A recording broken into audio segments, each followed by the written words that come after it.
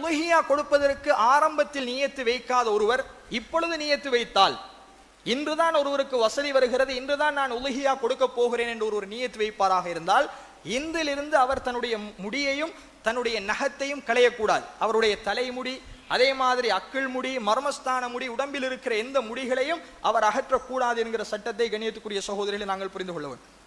அதே மாதிரி உலகியா கொடுக்கிற பிராணி சம்பந்தமாக நபிகள் நாயகம் ஸல்லல்லாஹு அலைஹி வஸல்லம் அவர்கள் சொல்கிற பொழுது, நீங்கள் ஆட்டை குர்பான் கொடுத்தால் 1 வயது பூர்த்தியான ஆட்டை கொடுங்கள், மாட்டை குர்பான் கொடுத்தால் 2 வயது பூர்த்தியான ஆடாக அது இருக்க வேண்டும் என்பதில் நாங்கள் கவனமாக இருக்க வேண்டும். ஒட்டகமாக இருந்தால் 5 வயது பூர்த்தியான ஒட்டகமாக இருக்க வேண்டும்.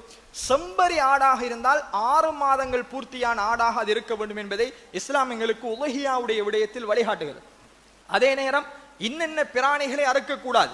தெளிவான நோயுள்ள பிராணிகள், உடம்பில் கால்கள் உடைக்கப்பட்டு பல் உடைக்கப்பட்டு கொம்புடைக்கப்பட்ட பிராணிகளை நாங்கள் குர்பான் கொடுக்க கூடாது. அதே நேரம் இந்த குர்பானி பிராணிகளை கொண்டு வந்து எங்களுடைய வீடுகளுக்கு இறக்குகின்ற பொழுது நாங்கள் ஒவ்வொருத்தரும் கவனமாக இருக்க வேண்டும். தடார் தடார் என்று பிராணிகளை கீழே விழுத்தாட்டி காயப்படுத்தக்கூடிய ஒரு நிலையை பார்க்கிறோம். எனவே குர்பானி கொடுக்கிற நாம் அந்த பிராணிகளில் கரிசனை செலுத்தி அதனுடைய அக்கறையில் கவனமாக இருக்க வேண்டும் என்று ரசூலுல்லாஹ் சொன்னார்.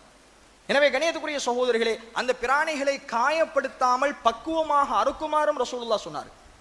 கூர்மையாக கத்தியை தீட்டிக் கொள்ளுங்கள்.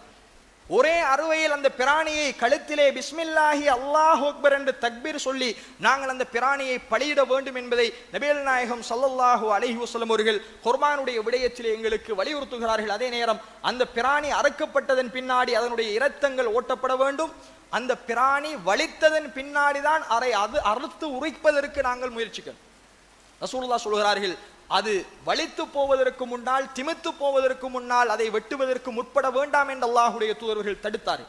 எனவே அதில் நாங்கள் கவனமாக இருந்து அந்த பிராணியை நல்ல முறையில் அறுத்து அதனுடைய இறைச்சியை நாங்கள் உண்ணுவதற்கு எடுக்கலாம், சேமித்து வைக்கலாம். அதே மாதிரி அல்லாஹ் சொல்கிறான், ஃபஅத்இமுல் பாஇஸல் ஃபகீர், உண்ண வழி இல்லாத கடுமையான ஏழ்மையில் இருக்கக்கூடிய ஏழைகளுக்கு அந்த இறைச்சிகளை உண்ண கொடுங்கள் என்று அல்லாஹ்வுடைய குர்ஆன் சொல்கிறது.